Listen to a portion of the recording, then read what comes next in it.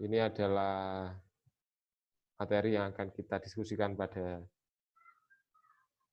hari ini ya. Jadi agama, masyarakat, dan media ya. Seperti yang disebut tadi, memang 3 kata kunci ini memang harusnya kita pelajari lebih detail ya. Apa itu agama? Nah, kita bicara tadi agama, saya harap tidak salah sangka, salah perspektif ya. Maka agama yang kita kaji dalam konteks sosiologi komunikasi ini adalah agama bukan dari sudut pandang kajian agama, kajian religi, ataupun ilmu tafsir ya, tapi kita melihat agama secara sosiologis ya. Bagaimana kemudian para tokoh sosiologi itu memandang agama. Kita lihat pemaparan dari Emil Durkheim ya. Kalau kemarin sudah ada yang baca tokoh-tokoh sosiologi komunikasi, maka kita bicara agama dalam konteks Emil Durkheim. Jadi agama itu suatu sistem kepercayaan yang disatukan oleh praktek yang bertalian dengan hal-hal yang suci, ya, yakni hal-hal yang diperbolehkan dan dilarang. Kepercayaan dan praktek-praktek yang mempersatukan suatu komunitas moral. Mereka terpaut satu dengan yang lain. Jadi memang ketika kita bicara agama dari konteks sosiologis, memang agama itu tugasnya memang memberikan semacam tawaran, karena kita itu adalah sistem kepercayaan ya. Ketika kita sudah percaya, mereka menawarkan bahwa ini loh, ini boleh, ini tidak ya. Jadi jangan sempat protes dalam diri kalian, kok agama ini ngelarang-larang ya. Emang secara sosiologis itu tugas agama ketika kita yang pertama adalah percaya pada agama itu, maka berikutnya adalah agama akan memberikan batasan-batasan kepada kita. Ini boleh, ini tidak boleh. Nah ya, dan kadang juga agama ini juga mempersatukan satu komunitas moral ya. Mereka terpaut satu dengan yang lain. Jadi kalau sudah dalam satu agama itu secara langsung akan terbentuk komunitas-komunitas di masyarakat. Ya. Beda dengan Bella, salah satu sosiolog tahun 64 yang mengatakan bahwa agama itu seperangkat bentuk dan tindakan simbolik yang menghubungkan manusia dengan kondisi akhir eksistensinya. Jika ada yang sempat berpikir, kenapa ya agama selalu membicarakan tentang akhirat? Mengapa agama selalu membicarakan tentang ending dari sebuah perjalanan hidup manusia? Yaitu karena agama itu banyak bicara di sana ya. Bahwa agama itu adalah hal-hal yang nantinya akan mewacanakan, memberikan informasi tentang bagaimana kondisi akhir dari sebuah eksistensi, dan juga memberikan banyak simbol-simbol gitu ya. Kadang kita ketika beragama secara sosiologis bisa coba dibayangkan. Kadang kita memang sering ini ya mempercayai simbol tertentu yang terkait dengan agama. Contoh banyak mobil-mobil hari ini yang dikasih surat-surat apa gitu. Dan atau mungkin kasih tanda-tanda tertentu dalam agama seperti salib atau apa. Itu kan sebenarnya kita bicara dalam konteks agama, bahwa kita juga percaya dan yakin ada simbol-simbol tertentu dalam agama itu. Kemudian kita lanjut ya, setelah agama, apa itu masyarakat? Saya yakin teman-teman sudah banyak yang tahu ya tentang apa itu masyarakat, karena kemarin sempat juga mendiskusikannya di kelas ya dan lain sebagainya.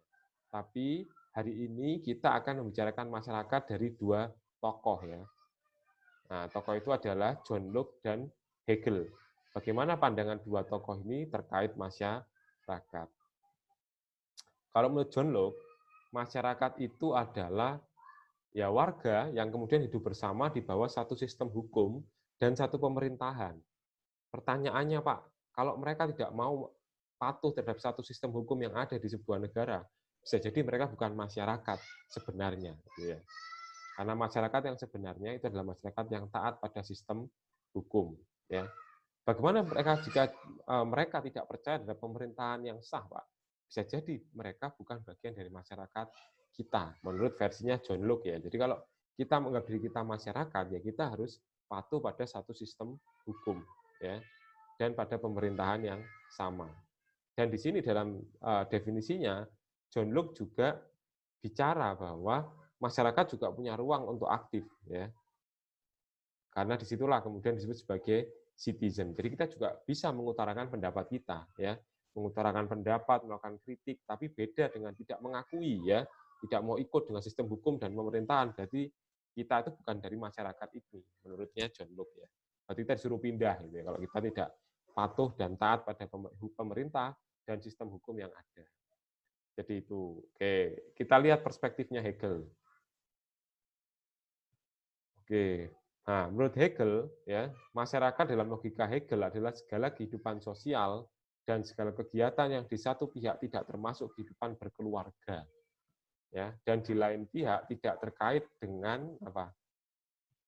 Kekuasaan negara. Jadi yang dimaksud sebagai masyarakat menurut Hegel itu adalah sesuatu yang kemudian atau aktivitas kita yang dilakukan di luar rumah ya.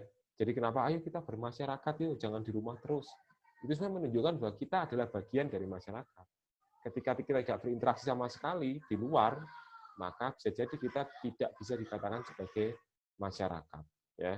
Dan berikutnya adalah bukan pihak yang terkait dengan kekuasaan negara. Jadi kalau ada yang ngomong saya ini adalah menteri, saya ini adalah kepala daerah, saya ini adalah kepala desa, tapi saya ini juga masyarakat. Nah, menurut perspektif Hegel, masyarakat itu adalah pihak yang tidak terkait dengan kekuasaan negara. Jadi kalau kita masih ada hubungannya dengan kekuasaan negara, maka bisa jadi kita bukan bagian dari masyarakat. Selama kita masih punya kekuasaan ya. Tapi kalau kita sudah tidak menjabat lagi, maka kita bisa dikatakan sebagai masyarakat. Karena meskipun kita sudah pulang, wah saya sudah nggak melepaskan atribut saya, tetap ketika kita masih punya kuasa, kita tuh sebenarnya punya hal-hal yang kemudian berbeda dengan masyarakat yang lain. Sehingga kita sebenarnya berhenti menjadi masyarakat kalau dalam logika Hegel ya. Oke. Nah, ini dengan demikian masyarakat seperti ini, jadi aktivitas kita keluar rumah itu menunjukkan kita adalah masyarakat, entah kita berbelanja, berolahraga, menjadi wisatawan atau lain sebagainya ya. Kalau dalam sekarang berarti juga aktivitas kita ketika apa? Berada di media sosial ya. Itu teman-teman. Jadi masyarakat itu seperti itu konteksnya sekarang ini.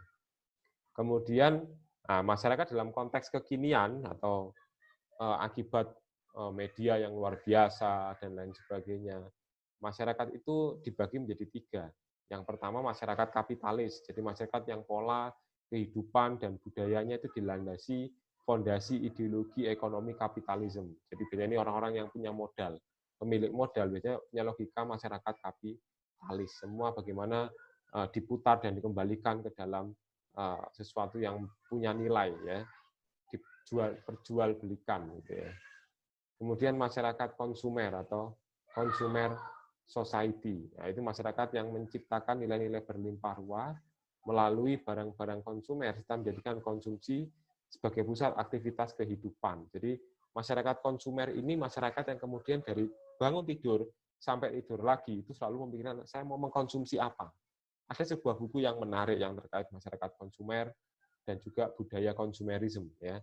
Yaitu buku yang berjudul Saya Berbelanja Maka Saya Ada. Nah, itu bagaimana diambil dari satu pemikiran salah satu filosof yang mengatakan saya berpikir maka saya ada. Kemudian dia membuat buku namanya Saya Berbelanja Maka Saya Ada.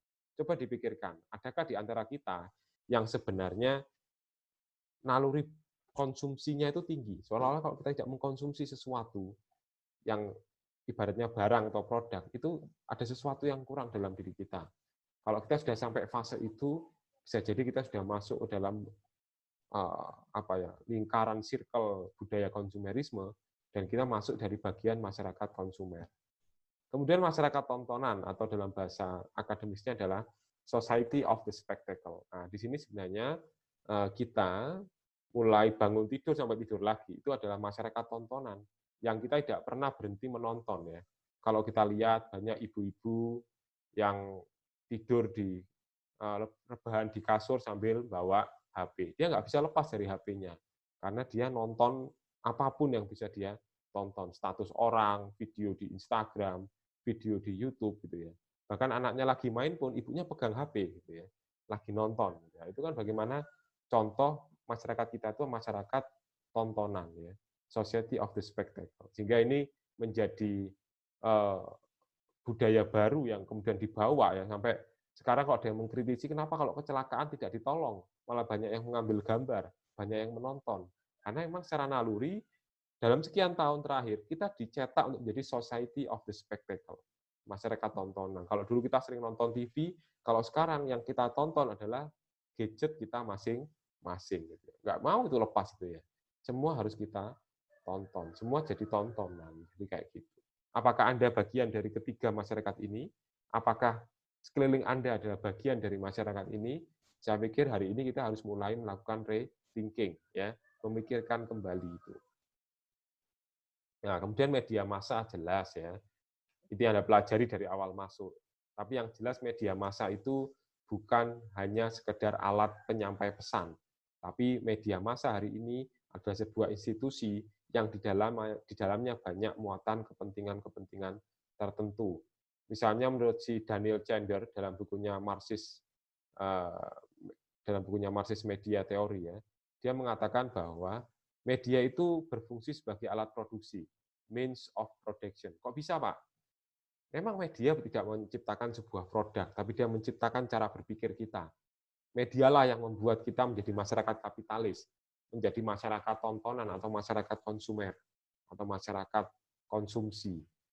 Kenapa, Pak? Karena pemilik modal, pemilik alat produksi seperti pabrik, perusahaan besar, itu butuh media untuk membentuk cara berpikir kita. Bahwa laki-laki sekarang kalau habis mandi itu harus pakai pembersih wajah. Khusus laki-laki. Itu siapa yang bentuk? Media.